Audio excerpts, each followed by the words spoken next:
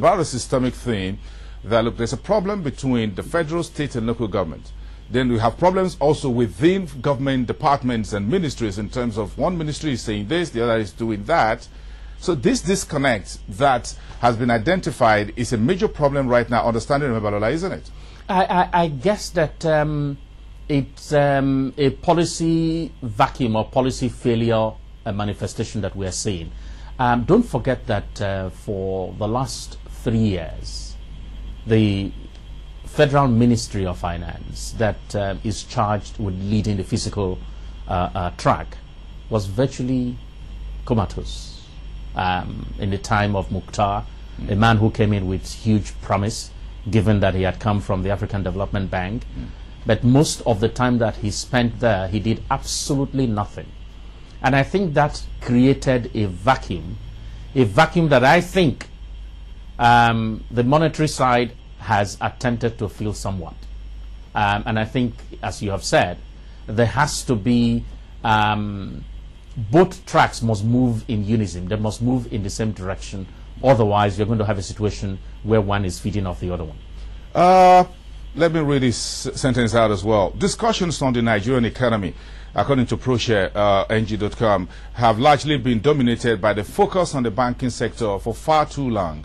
So, Aganga versus Lamido Sanusi, give us your thoughts. Well, I mean, again, I think ProShare is hitting the nail on the head. Around the world, I think it is fair to say that the physical side leads the way, and the monetary side supports the vision of the physical side. But where you don't have a leader on the physical side, or where the leader on the physical side is not rising up to that challenge, you then find a situation, as we have found in the last 1 year, where focus has been on the monetary side, and all you hear is what is happening to the banks. The banks are only oil for an engine. They are not the engine itself. And you have a situation where the engine itself has been left unattended to.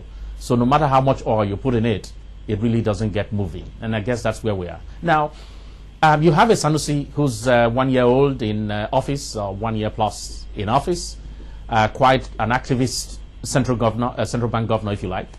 And then you have an Aganga, the finance minister, thoroughbred, professional, technocrat, new in office, with very little understanding of the politics of or how the politics in Nigeria work, and he's spending time to learn the ropes. And my worry is that if he spends too much time just learning the ropes without becoming active, then you would have a continuation of the disequilibrium that we have today.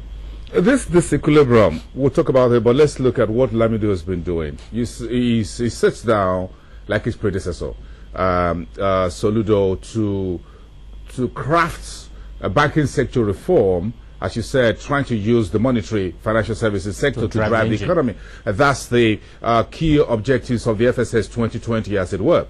So if the financial services lead, then perhaps like Dubai will get it right.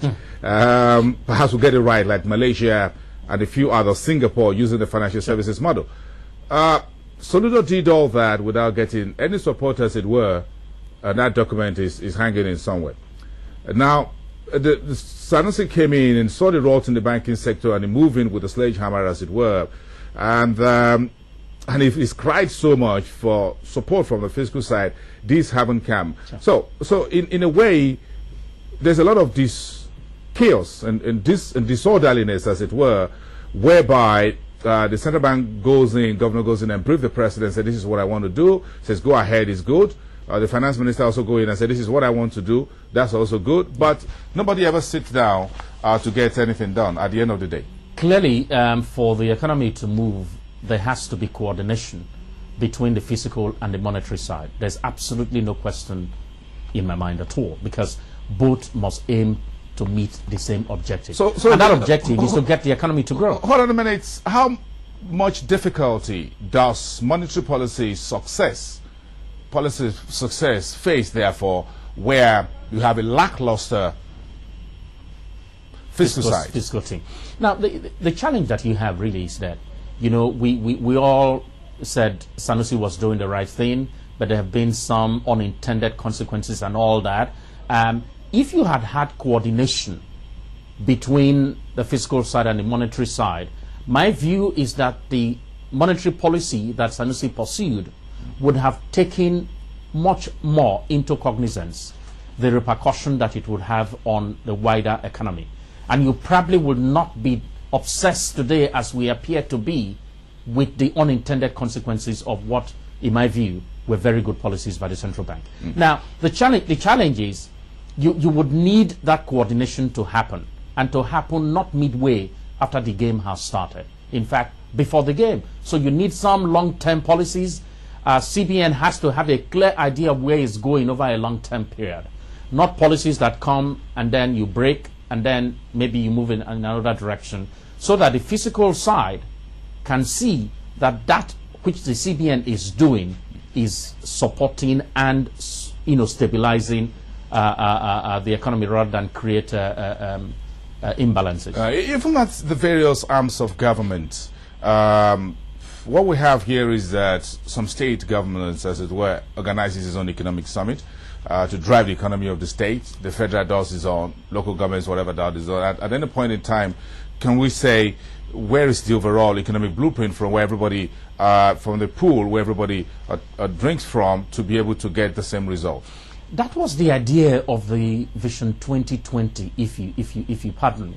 The idea was to create a long-term vision for the nation, the entire nation, outline the priorities and the areas where we have, a comparative advantage, and begin to locate those advantages in the states where they can be found. For instance, Lagos being a commercial city, an industrial manufacturing hub, tourism in the South, for instance, oil in the Niger Delta, agriculture in the Middle Belt, and indeed some other things. So that if you have that blueprint, as we should have in Vision 2020, then the states are really the engine of growth. The states can then begin to draw from there and identify their own comparative advantage areas and pursue programs to attain and turn the potential that does exist there into actual reality and a healthy and growing economy. But the Vision 2020 process is ongoing. It appears to be going on forever. As it goes on, we are closer and closer to 2020. So questions are already being asked whether indeed, as a nation, we are serious about Vision 2020. We'll come back to you. Give you a few minutes break. Frank Aigbogun, the publisher and chief executive officer at Business Day Nigeria. We'll take a break. When we come back, we'll look at the headlines. It's a very busy week. So for us, Thursday would also be very busy, with Friday just around the corner. A lot of earnings on the street, as it were. We'll be back after this time out. You're watching Business Morning, Thursday, the 15th of July.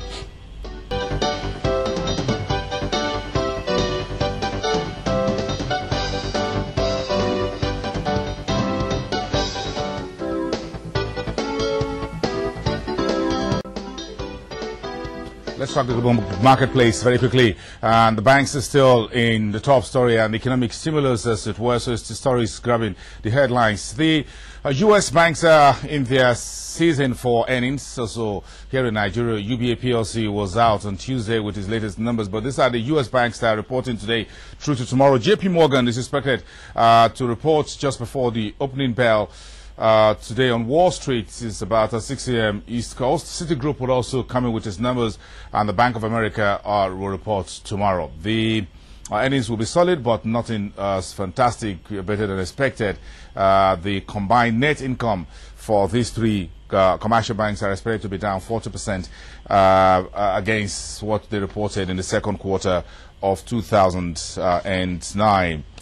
In July last year, U.S. President Barack Obama was in some of the states and companies that were hit by what you call the recession, one of the hardest since the end of the Great Depression.